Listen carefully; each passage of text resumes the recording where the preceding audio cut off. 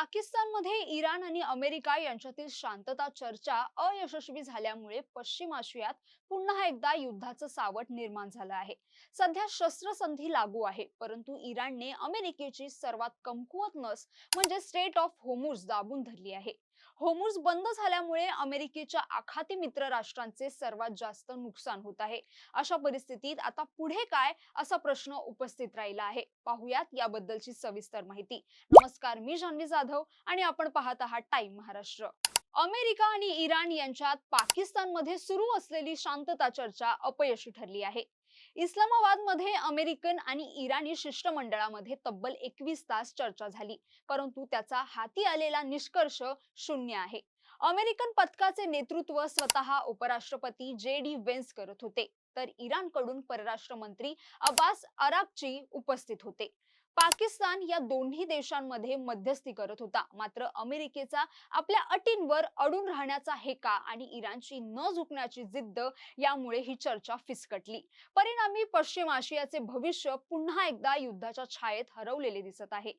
Iran सोबतच्या संघर्षात Donald Trump यांची भाषा सतत बदलत राहिली आहे. कधी ते इराणला संपवण्याची भाषा करतात, तर कधी कराराची आणि शांततेची. इराणने अमेरिकेची सर्वात कमकुवत नस म्हणजे स्टेट ऑफ होर्मुझची सामुद्रधुनी दाबून धरली आहे. होर्मुझ बंद झाल्यामुळे अमेरिकेच्या आखाती मित्र राष्ट्रांचे सर्वात जास्त नुकसान होत आहे, कारण त्यांचा कच्च्या तेलाचा पुरवठा याच मार्गावरून होतो. यामध्ये अनेक अमेरिकन कंपन्यांची ही भागीदारी आहे. डोनाल्ड ट्रम्प आणि इस्रायल आपली संपूर्ण ताकद लावूनही स्ट्रेट ऑफ होर्मुझ मोकळा करण्यात आतापर्यंत अपयशी ठरले आहेत.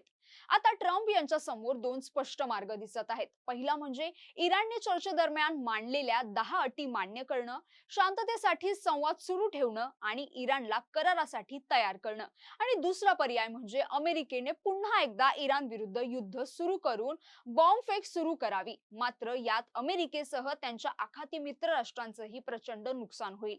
इराणने गेल्या 40 दिवसांच्या लढाईत आपली हार मान्य केलेली नाही. उलट इराणने अमेरिका, इस्रायलसह आखाती देशांवरही मोठे हल्ले करून त्यांचे नुकसान केले आहे. या शांतता चर्चेतील सर्वात मोठा अडथळा म्हणजे इस्रायलचा लेबनॉन बाबतचा हट्ट आहे. इराणचे स्पष्ट म्हणणे आहे की इस्रायलने लेबनॉनमधून बाहेर पडावं आणि तिथले हल्ले थांबवावे, तरच शांतता चर्चा पुढे जाईल. पण इस्रायल हे मान्य करायला तयार नाही. इराणचा पाठिंबा असलेल्या हिजबुल्लाहने शस्त्रे खाली ठेवावीत अशी इस्रायलची मागणी आहे. हे जवळपास अशक्य आहे.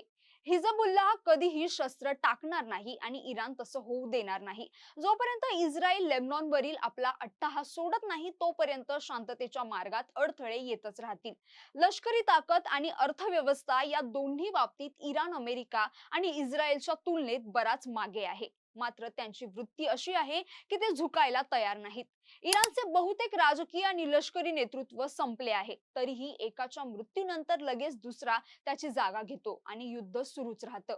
इराण कोणत्याही परिस्थितीत हार मानायला तयार नाही. ते होर्मुझवरील पकड सोडायला तयार नाहीत आणि लेबनॉनवरचा आपला प्रभावही. अशा स्थितीत शांतता प्रस्थापित करण्यासाठी अमेरिका आणि इस्रायललाच नमावं लागेल. या चर्चेच्या अपयशामुळे क्षेत्रातील सुरक्षिततेबाबत नव्या चिंता निर्माण झाल्या आहेत. जर राजनैतिक प्रयत्न कमकुवत झाले तर लेबनॉन आणि पर्शियन आखाती भागात लष्करी कारवाईची शक्यता वाढू शकते.